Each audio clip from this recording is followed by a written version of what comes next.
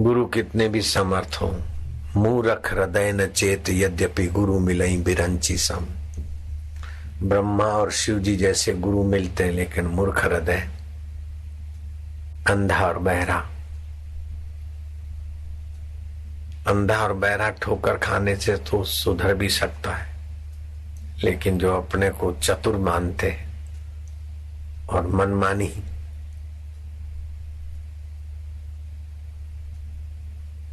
करने में ही लगते हैं, कपट से, छुपाई से, चोरी से, ठगी से, धोखे से, दड़ी से मनमाना करते, वो अंधे बहरे से भी गया बीता है।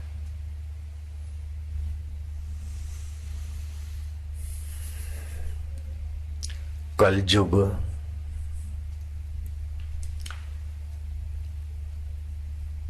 द्वापर, त्रेता, सतयुग, इनका प्रभाव तो होता है, लेकिन जब आप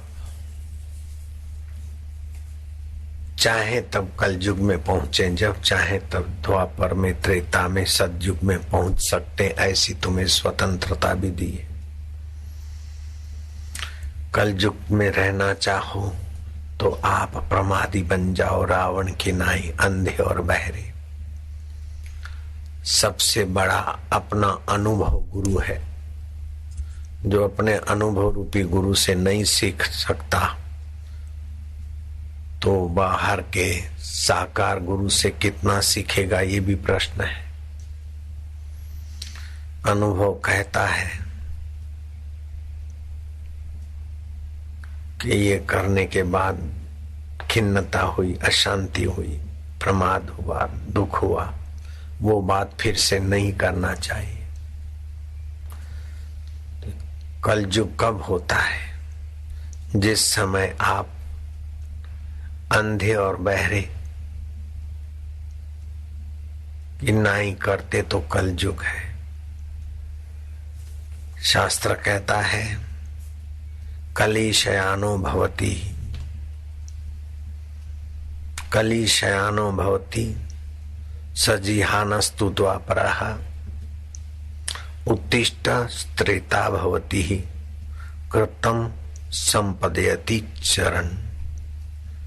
जब हम ईश्वर के और धर्म की ओर से निद्रित हो जाते हैं, अर्थात देखते सुनते नहीं हैं, वह समय कलयुग मानना चाहिए। जब हम करवट लेते हैं, उधर से कुछ बदलने को सोचते हैं, तो द्वापर मानना चाहिए। उठ खड़े होते हैं उन भावों से, उन धारणाओं से,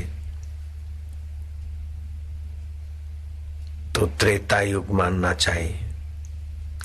और जब आत्म विश्रांति, आत्म ध्यान और आत्मरस के तरफ चल पड़ते, तब सतयुग मानना चाहिए। कलिशयानो भवति ही, हृदय में बड़े बैठे भगवान को न देखते हुए दुनिया की चीज वस्तुओं के लिए आपाधापी कर रहे हैं, तो कल युग में ही जी रहे।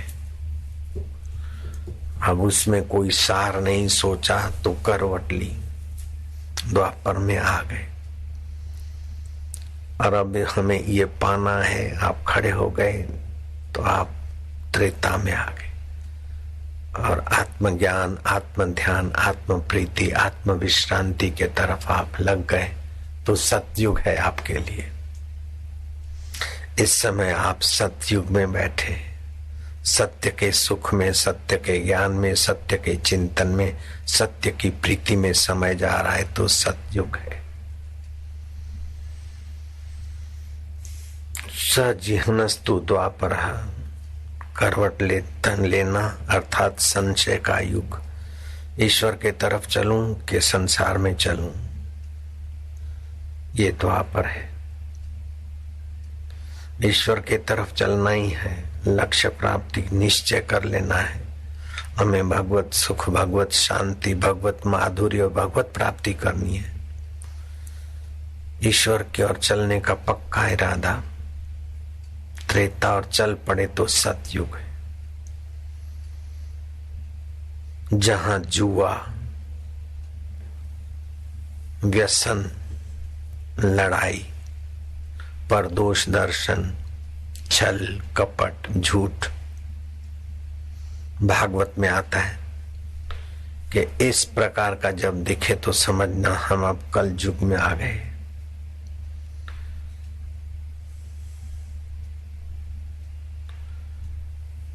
जब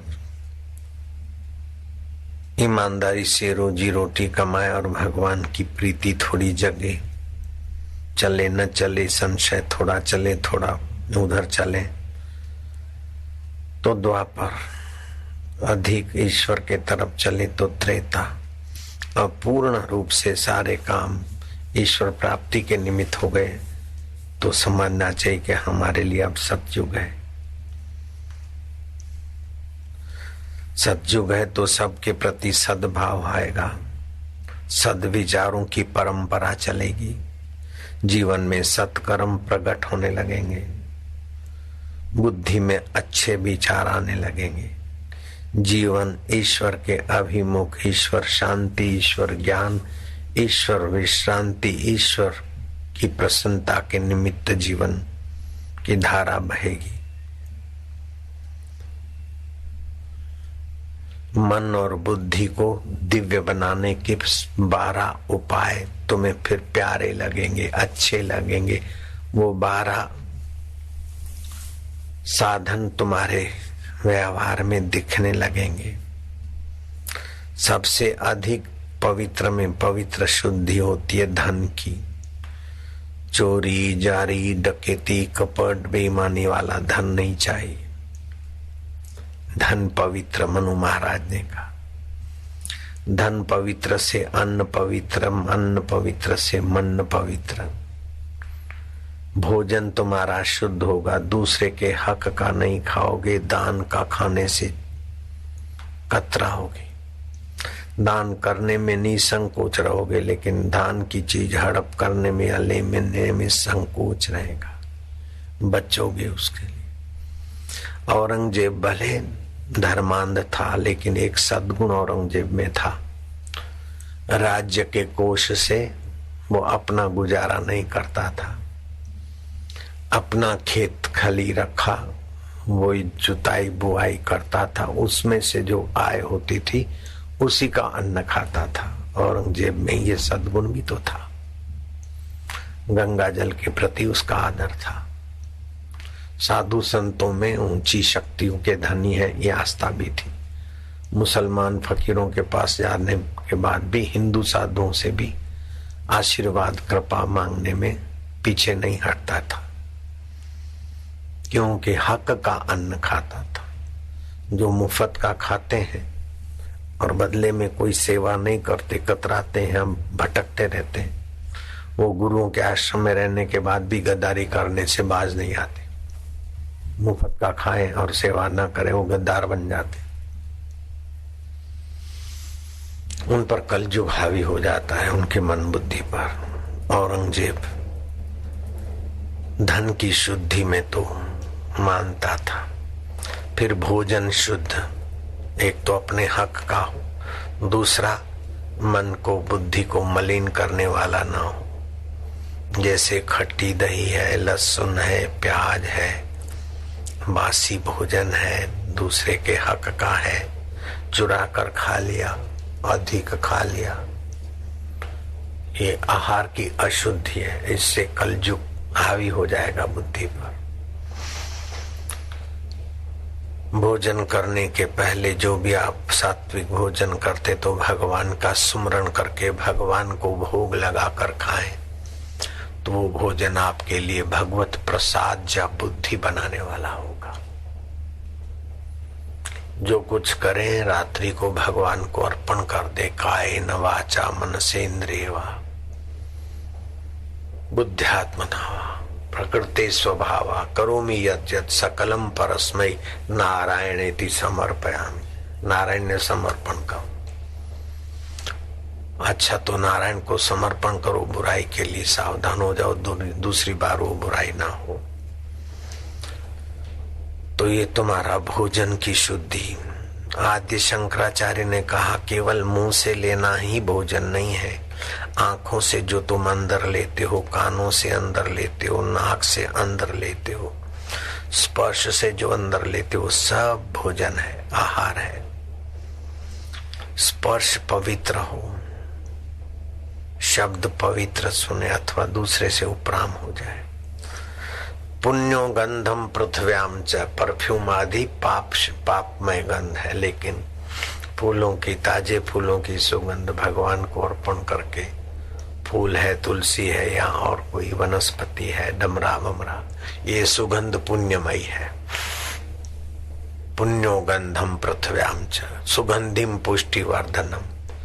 पूजा में ताजे फूल रखे और भगवान को, गुरु को अर्पण करके फिर सुगंधी ली, दिमाग को पुष्टि देते। तो आहार कैसा करते हो? खाते, सूंघते, स्पर्श करते, देखते, सुनते कैसा हो? नावल अथवा गंदी फिल्में देखकर आप आंखों के द्वारा गंदा आहार ना करो। जो फिल्म देख कर ध्यान में बैठेगा उसका ध्यान नहीं लगेगा, क्योंकि आंखों के द्वारा बहुत गंदा भोजन करके बैठा है। जो खूब गाने बजाने सुनकर फिर ध्यान करेगा, ध्यान नहीं लगेगा, क्योंकि कानों के द्वारा गंदा भोजन करके बैठा है। अथवा जो ज्यादा खा के बैठा है, नाहक का खा के बैठा है, 2 घंटे पहले खाया, खाना तो हजम हो गया, लेकिन नाहक का खाया बैठेगा तो ध्यान नहीं लगेगा। इसलिए शुद्ध खाएं, शुद्ध देखें, शुद्ध बोलें, शुद्ध पढ़ें। 5वीं बात है कर्म में अपने रुचि के अनुसार कर्म न करें। अपने रुचि के विपरीत हो, लेकिन कर्तव्य कर्म है, गुरु ने कहा है या धर्म ने कहा है, तो हमें वो प्यारे लगने चाहिए। जैसे गंगा जी में स्नान करना ठंडी है, घर में ही नहा लेते हैं, लेकिन धर्म शास्त्र कहता है कि गंगा जी के किनारे आए तो गंगा में गोता मारना चाहिए। तो चलो गंगा में गोता, भीड़ है, ये है, सब सह कर लोग आ गए, तो ये रुचि अनुसार नहीं है, धर्म अनुसारी कर्म है। तो वासना अनुसारी कर्म नहीं, रुचि अनुसारी कर्म नहीं, धर्म अनुसारी कर्म। जप, ध्यान आदि जो सत्कर्म है, निश्चय बल से वो करना है, तो आप सतयुग में आ गए। 6ठी बात है कर्म में संयम। संयम के अनुरूप कर्म करें। जैसा आया ऐसा कर्म कर दिया, अरे चाल से नहीं, जे करवानो ए करे, बीजू चाले चाले ना करे। और भी कई प्रकार के संयम अनुरूप कर्म हो, उछलंकता से नहीं हो। 7वीं बात है तुम्हारी भावना कैसी है। किसी को पटाने की भावना है कि उसके मंगल की भावना है। तुम्हारे अंदर सद्भाव है, ईश्वर भाव है, उसके मंगल का भाव है, तो तुम्हारा कल्याण है। लेकिन उसको पटाने का भाव है तो तुम अपना अहित कर रहे हो। 8वीं बात है कि विचार पूर्वक धारणा बना, ये तो ऐसा ही है, वो तो ऐसा ही है। नहीं, जिस समय उसने गलती की, बेटे ने, बेटी ने, पति ने, पत्नी ने, दोस्त ने, दुश्मन ने, जिस समय वो गलती कर रहा है, उस समय जितना क्रूर है या बेकार है, वैसा सदा के लिए नहीं आदमी होता है। वास्तविक में सदा के लिए तो चैतन्य स्वरूप होता है। ये तो उसके आए गए भाव है।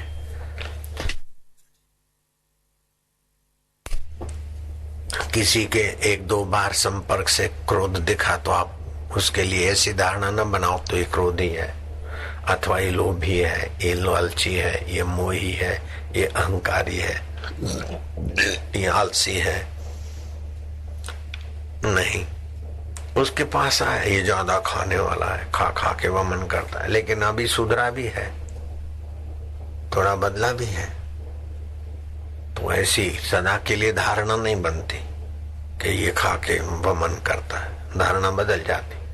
तो ऐसी किसी के लिए भी कोई छोटी बात हो तो धारणा नहीं बनाते महापुरुष, उसको सुधारने के लिए टोकते ताकि गलती ना करे, बाकी ऐसा गांठ नहीं बांधते। तो किसी के लिए भी गलत धारणा सदा के लिए नहीं बनाना। मेरी माँ ऐसी है, मेरी पत्नी ऐसी है, मेरा पति ऐसा है, मेरा भाई ऐसा ही है, ऐसी धारणा नहीं बनाना। बदलता रहता है, मन भी बदलता है, बुद्धि भी बदलती है, विचार भी बदलते, वातावरण बदलता रहता है। तो किसी प्रकार की किसी के लिए भी अनुचित धारणा बांधकर बैठ नहीं जाना। 9वीं बात है, रोज थोड़ा समय भगवत शांति, भगवत ध्यान, भगवत आनंद में चुप बैठ। ओमकार का उच्चारण करे फिर चुप बैठे, आकाश को देखे, गुरु को देखे, भगवान को देखे और थोड़ी देर चुप बैठे। शांत आत्मा, जितात्मा, प्रशांत आत्मा, विगतम भी ब्रह्मचार्य प्रतिष्ठिता। जैसे ब्रह्मचारी गुरु के आश्रम में गुरु के नियमों के अनुसार अपने को कसता है रहता है, ऐसे गुरुओं के गुरु आत्मदेव में अपने मन को, बुद्धि को, अपने मैं को बिठाना, ये बहुत हित करेगा, बहुत मंगल करेगा। प्रतिदिन कुछ समय भगवत ध्यान में जरूर गुजारना चाहिए। जैसे प्रतिदिन मंजन करते हैं, स्नान करते हैं, भोजन करते हैं, ऐसे ही प्रतिदिन अपने शरीर का भोजन तो रोटी आदि है, लेकिन अपना भोजन तो भगवत ध्यान, भगवत शांति। 9वां ये नियम है कि प्रतिदिन कुछ समय के लिए भगवत शांति, भगवत आनंद, भगवत ध्यान में गुजारना चाहिए।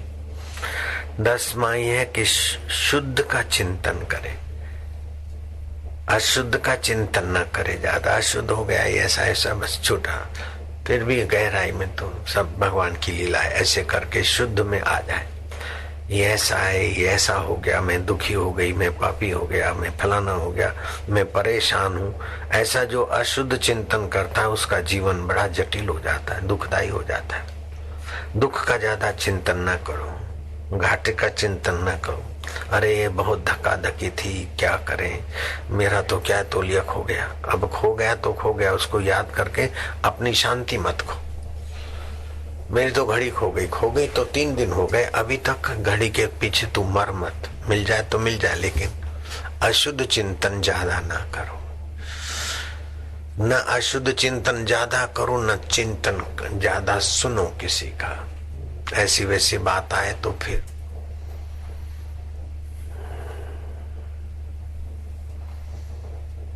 सरदार बन जाओ। सरदार वल्लभ भाई, सरदार वल्लभ भाई पटेल गुजरात में मिडिल क्लास में पढ़ते थे।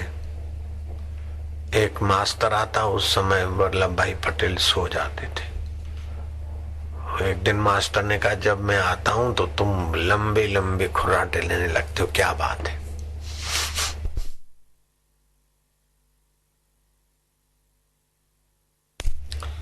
बोले, साहब तुम तो पढ़ाने की तो थोड़ी बात करते हो, बाकी इधर उधर की फालतू बातें करते हो। तुम्हें फालतू बातें भर के अपना मगज भर दूंगा तो फिर दूसरी बातें रखने की जगह कहां से लाऊं?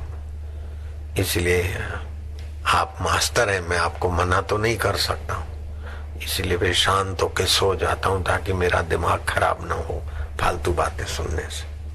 ऐसा निर्भीक मास्टर को भी सुना दिया। तो व्यर्थ की बातें करो नहीं और व्यर्थ की बातें ज्यादा सुनो नहीं, और कोई सुना रहा है तो उसी समय जानबूझ के ऐसा करो ताकि वो बकवास बंद कर दे। सावधानी तो करनी पड़ेगी।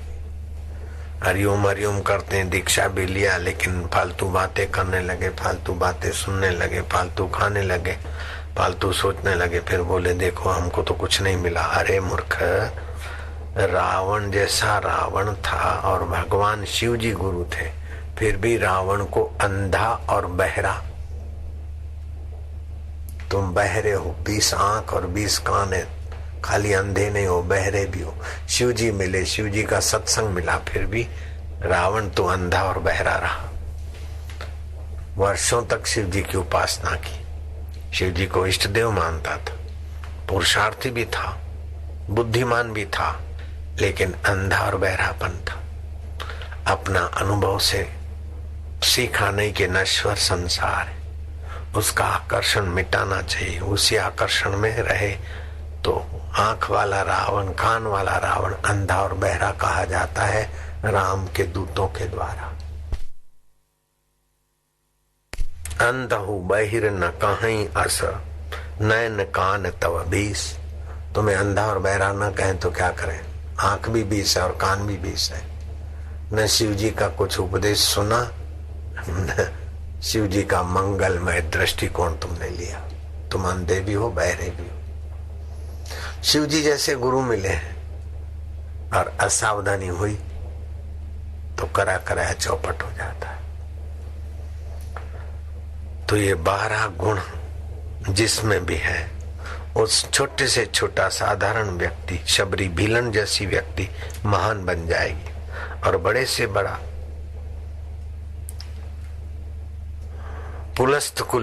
पुलस्त ऋषि के कुल में पैदा हुआ रावण पुरुषार्थी अंध और बहिर के व्यंगों से विभूषित हो रहा है।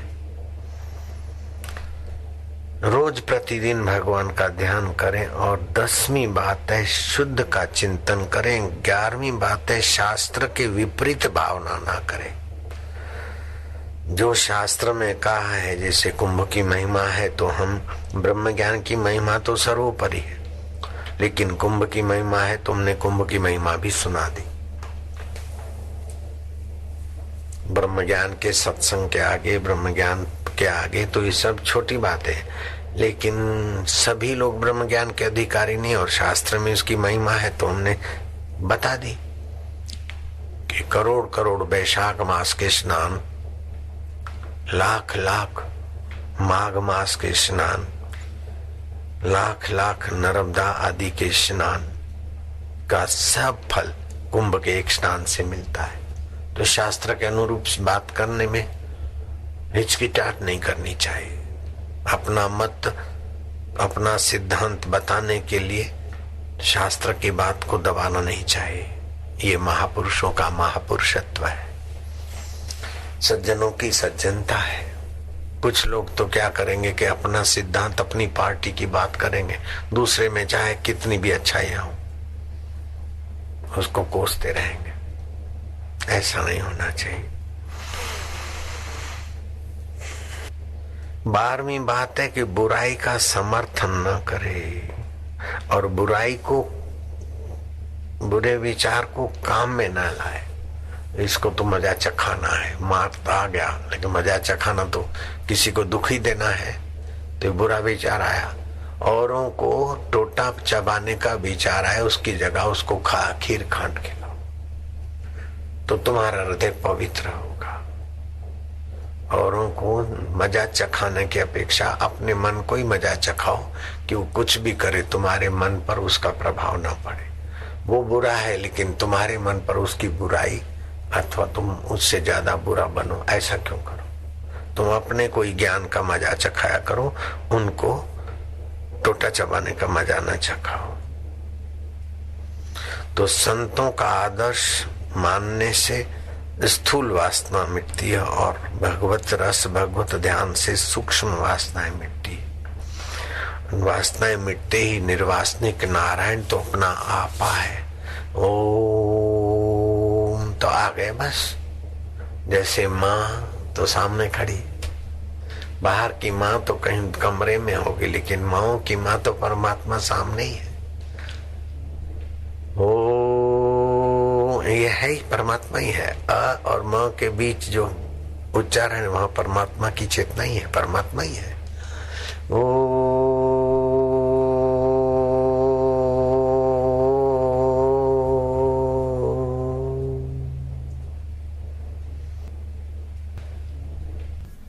मैं मरूंगा, मैं दरिद्री हूं, मैं दास हूं इत्यादि दुख तब तक होते हैं जब तक आत्मा को नहीं जाना।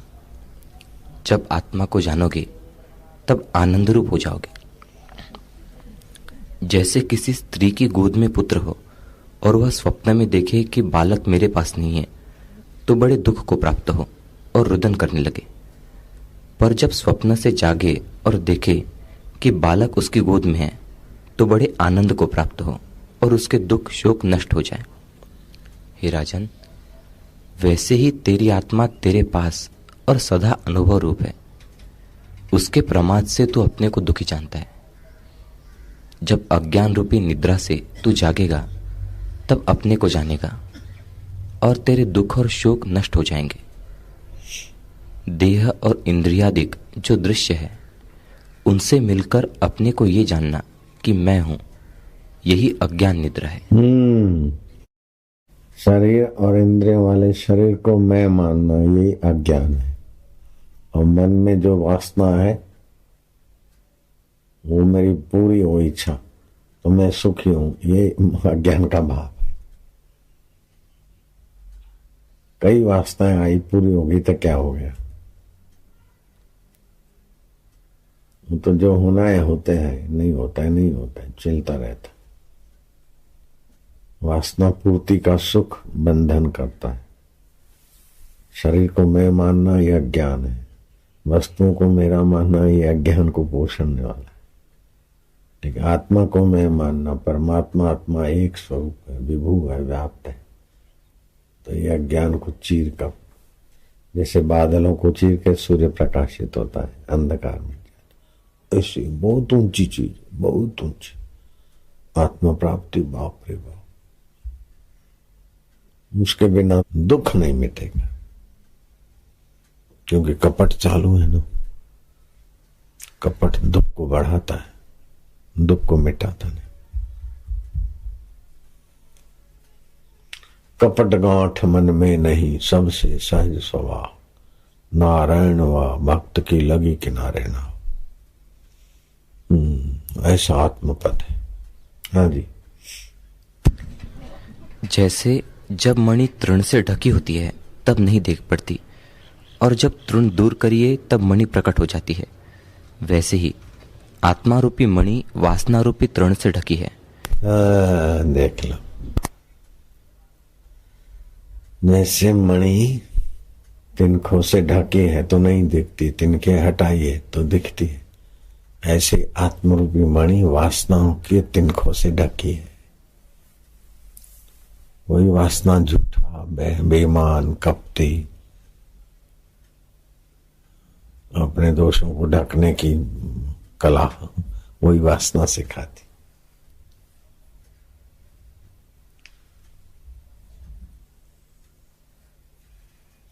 जो दोषों को ढकता है, समझो उसका भविष्य अंधकार में है। अपनी गलती में सफाई देके गलती से बचना चाहता है, समझ लो उसको लंबे समय तक इस पाप कूप में रहना है, जन्म मरण में मां के गर्भों में रहना है।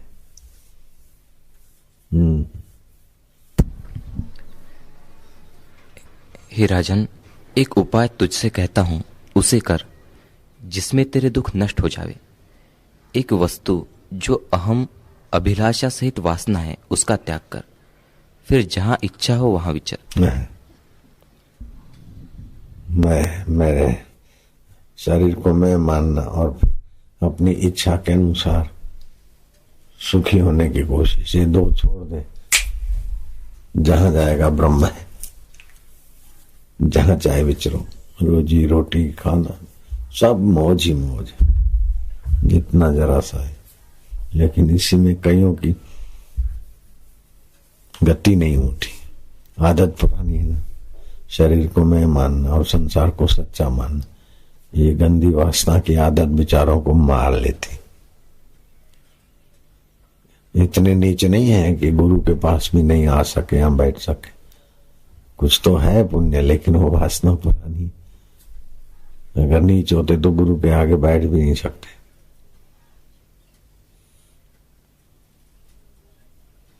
स्वल्प पुण्यवताम राजन विश्वासो नहीं बजाए थे। जिसके पुण्य स्वल्प होते हैं उनको तो भगवान गुरु शास्त्र में विश्वास नहीं होता,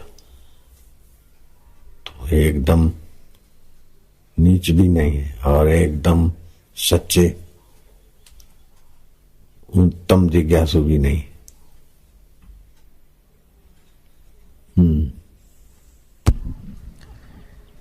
फिर तुझे दुख का स्पर्श न होगा।